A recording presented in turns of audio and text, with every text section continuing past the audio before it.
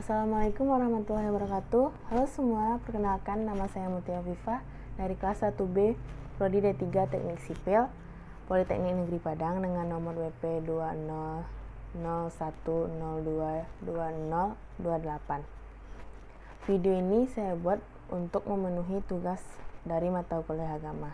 Yang saya hormati dosen pengampu mata kuliah agama yaitu Bapak Rinaldi.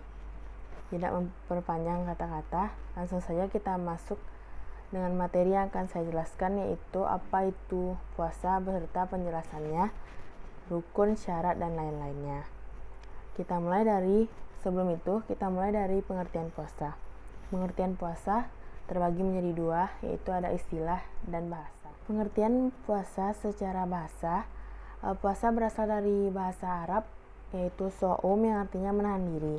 Dan pengertian puasa secara istilah yaitu menahan diri dari makanan minum atau dari hal-hal yang membatalkannya.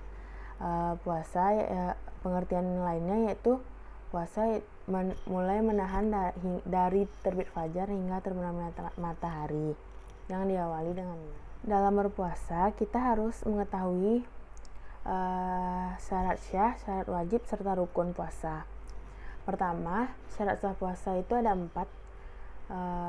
Pertama, beragama Islam, karena orang yang bukan Islam tidak sah berpuasa.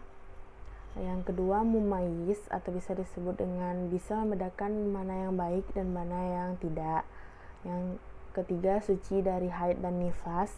Dan yang keempat, berpuasa pada waktu yang diperbolehkan puasa.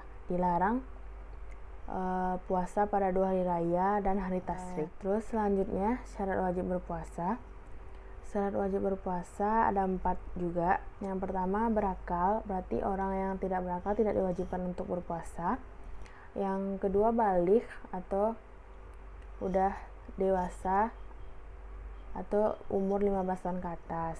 Yang ketiga, kuat berpuasa. Orang-orang yang tidak kuat berpuasa tidak diwajibkan berpuasa seperti anak-anak, lansia, dan ibu hamil atau ibu menyusui. Terkhusus untuk lansia dan ibu hamil dan menyusui, dia harus mengqada puasanya atau menggantinya dengan membayar fidyah. Yang keempat, bukan sedang dalam perjalanan jauh atau musafir. Selanjutnya yaitu rukun puasa ada 2. Yang pertama, membaca niat. Jika puasa Ramadan, niatnya seperti berikut, yaitu nawaitu shauma ghadin an ada'i fardhi syahri ramadana hadhihi sanati lillahi ta'ala.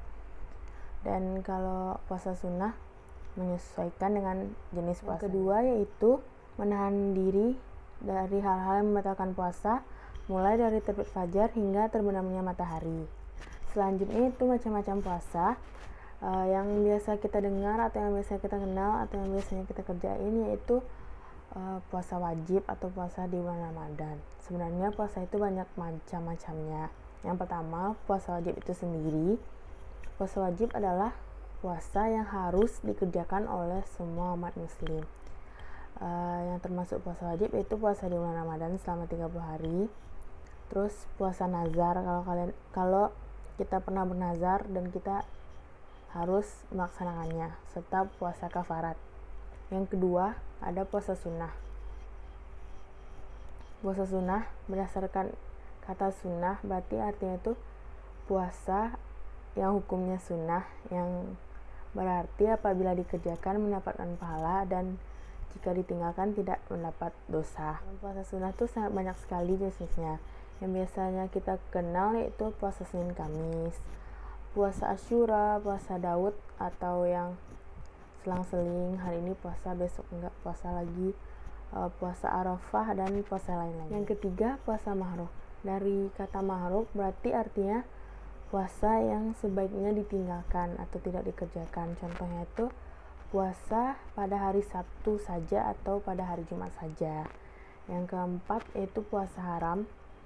Seperti namanya, puasa haram adalah puasa yang tidak boleh dikerjakan karena hukumnya haram. Karena jika kita berpuasa akan berdosa.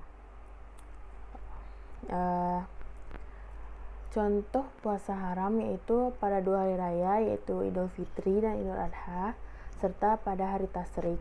Dan hari tasrik yang dimaksud adalah pada tanggal 11 sampai 13 Zulhijjah.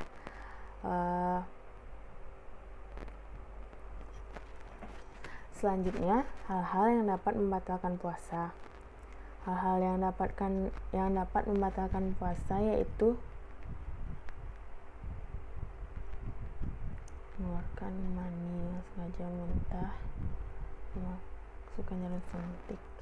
Contoh puasa haram yaitu pada 2 hari raya, yaitu Idul Fitri dan Idul Adha, serta pada hari tasrik. Dan hari tasrik yang dimaksud adalah pada tanggal 11 sampai 13 Zulhijjah. Selanjutnya adalah hal-hal yang membatalkan puasa. Yang pertama, ada makanan minum secara sengaja, muntah dengan disengaja, berhubungan suami istri, serta masukkan jarum suntik yang bertujuan untuk mengenyangkan sehingga dapat membatalkan puasa. Selanjutnya yaitu haid dan nifas, memasukkan sesuatu ke dalam kuburan dubur, gila atau hilang akal, dan selanjutnya menghisap asap rokok dengan sengaja. Dan selanjutnya sikat gigi saat berpuasa. Sebenarnya yang terakhir ini masih dalam perdebatan ulama dan bisa dianggap makruh dalam berpuasa. Jadi sebaiknya menyikat gigi sebelum waktunya. Yang terakhir yaitu hikmah yang kita dapatkan dari berpuasa. Yang pertama ada meningkatkan ketakwaan kita kepada Allah. Jadi hikmah puasa secara umum tuh menaikkan derajat takwa seseorang kepada Allah Subhanahu wa ta'ala. Yang kedua, hikmah berpuasa yaitu kita bisa menjadi lebih qanaah atau lebih bisa menerima atau lebih rela menerima takdir dari Allah Subhanahu wa ta'ala. Contohnya saat berpuasa pada bulan Ramadan tahun ini, kita dilanda pandemi, semua orang gak bisa pulang kampung, gak bisa ketemu keluarganya. Karena berpuasa, kita bisa lebih qanaah dan menerima itu semua dengan lapang dada. Yang ketiga, latihan mengontrol hawa nafsu. Puasa dapat menjadi latihan dalam mengontrol hawa nafsu karena kita menahan segala aspek dari diri kita. Tidak makan minum saja, menahan nafsu, menahan kata-kata yang tidak baik didengar. Jadi kayak puasa tuh kita harus dianjurkan untuk melakukan pekerjaan yang positif dan meninggalkan pekerjaan yang negatif seperti bergunjing dan lainnya. Yaitu hikmah puasa, kita dapat saling berbagi dengan orang lain. Orang yang berada bisa berbagi sama orang yang kurang berkecukupan. Jadi sambil menambah ibadah kita bisa saling berbagi. Selanjutnya kesehatan jasmani menjadi lebih baik karena pada puasa sistem pencernaan kita istirahat sehingga zat-zat yang tidak berguna atau kotoran-kotoran bisa dikeluarkan. Terus kalau kita puasa kita selalu berusaha menjadi lebih baik. Yang terakhir yaitu puasa dapat melatih hidup lebih sederhana karena tidak harus makan mewah terus-terusan dan bisa menahan hawa nafsu serta juga dapat membuat kita berhati-hati dalam berbuat dan bertindak. Baiklah, sekian penjelasan dari saya. Mohon maaf apabila ada kesalahan. Assalamualaikum warahmatullahi wabarakatuh.